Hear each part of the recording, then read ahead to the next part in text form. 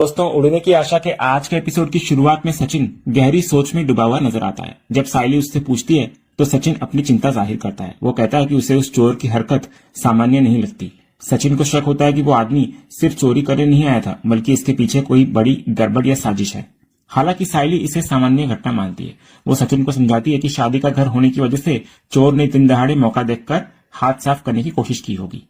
वो ईश्वर का शुक्रिया अदा करती है कि उनके गहने सुरक्षित बच गए, लेकिन साथ ही भविष्य के लिए और भी ज्यादा सावधान रहने की सलाह देती है। फिर बातचीत के दौरान सायली अचानक ख्यालों में खो जाती है। उसका ध्यान भटका हुआ देखकर सचिन उस पर प्यार से एक फूल फेंककर उसे वर्तमान में वापस लाता है।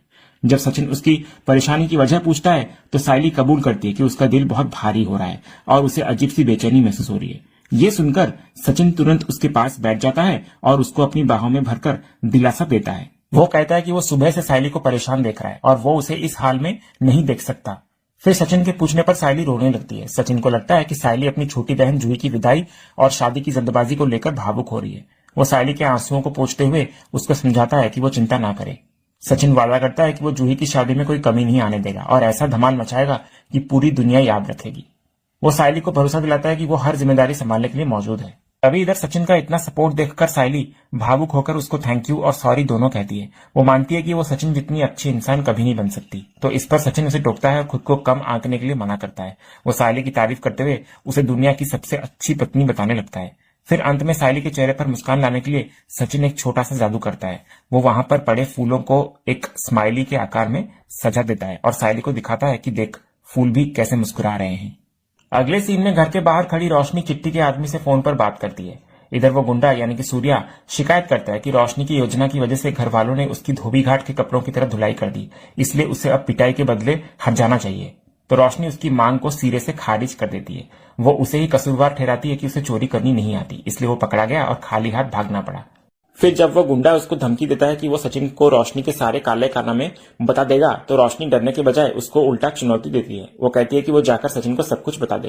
रोशनी तर्क देती है कि एक बार सच सामने आ गया तो उसका डर खत्म हो ही जाएगा और ब्लैकमेलिंग का खेल भी बंद हो जाएगा। वो साफ कर देती है कि वो तब तक ही दबी हुई थी जब तक उसका राज छिपा हुआ था। अब उसे किसी बात का कोई फर्क नहीं पड़ता। इतना बोलकर वो फोन काट देती है। दूसरी तरफ चिट्टी अपने आदमी सूर्या की नाकामयाबी पर भड़क उठता है और उसको जोरदार थप्पड़ जड़ देता है। चिट्टी उसको समझाता है कि डर का असर तभी तक होता है जब तक सामने वाला मजबूर हो। अगर किसी को इतना डरा दिया जाए कि उसका डर ही खत्म हो जाए तो ब्लैकमेलिंग काम नहीं करती। तो रोशनी अब उस सीमा को पार कर चुकी है, इसलिए अब वो सूर्या की धमकियों से नहीं डरने वाली। इसके बाद चिट्टी अपने आदमी को नकारा घोषित कर देता है और हंसते हुए फैसला करता है कि अब रोशनी का हिसाब वो खुद अपने तरीके से करेगा। अगले सीन की शुरुआत में सायली गणपति बप्पा के सामने हाथ जोड़कर खड़ी हुई होती है। वो प्रार्थना करती है कि जूही की नई जिंदगी में खुशियां भर दें और उसे यानी कि सायली को इतनी शक्ति दें कि शादी होते ही वो सचिन को सारा सच बता सके। तभी अचानक सचिन पीछे से आता है और सायली को इतनी श्रद्धा से प्रार्थना करते देख मजाक में तथास्तु बोल देता है। तो सचिन की आवाज सुनकर सायली चौंक जाती है और घबराकर पूछने लगती है कि उसने क्या कहा। तो सचिन उसको समझाता है कि वो बस उसकी प्रार्थना पूरी होने की कामना कर रहा था। इधर सायली के अजीब बर्ताव को देखकर सचिन पूछता है कि वो उसे ऐसे क्यों घूर रही है, सब ठीक तो है ना। तो सायली हड़बड़ाकर माफी मांगने लगती है, जिससे सचिन और भी कंफ्यूज हो जाता है कि अभी तो वो प्रार्थना कर रही थी और अब माफी क्यों मांग रही है। इसके बाद सायली हिम्मत करके सचिन को जूही और अरुण की शादी का सच बताने ही वाली होती है कि ऐन मौके पर दिलीप आ जाता है। दिलीप उनको टोकता है कि उनका रोमांस बाद में भी हो सकता है, अभी मेहमान आ गए हैं तो उनका स्वागत करना जरूरी है। तो इस पर सचिन दिलीप को डांटता है कि वे रोमांस नहीं कर रहे थे बल्कि भगवान के सामने खड़े हैं। फिर दिलीप के जाने के बाद सचिन सायली को समझाता है कि वो सॉरी और थैंक यू के चक्कर में ना पड़े।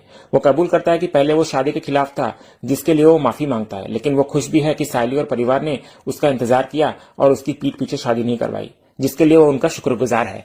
सचिन उसको दिलासा देता है कि पूरी जिंदगी पड़ी है बातें करने के लिए, शादी के बाद वे आराम से बैठकर सुख दुख बांट लेंगे।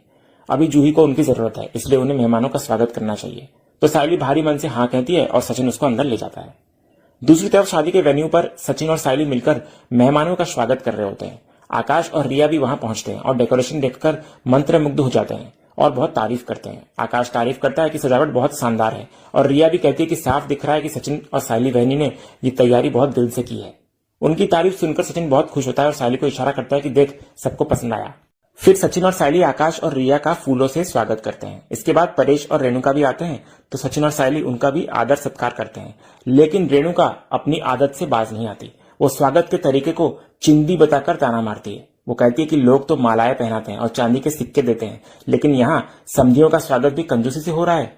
वो ताना मारती है कि भिखारी हमेशा भिखारी ही रहेंगे। तो इस पर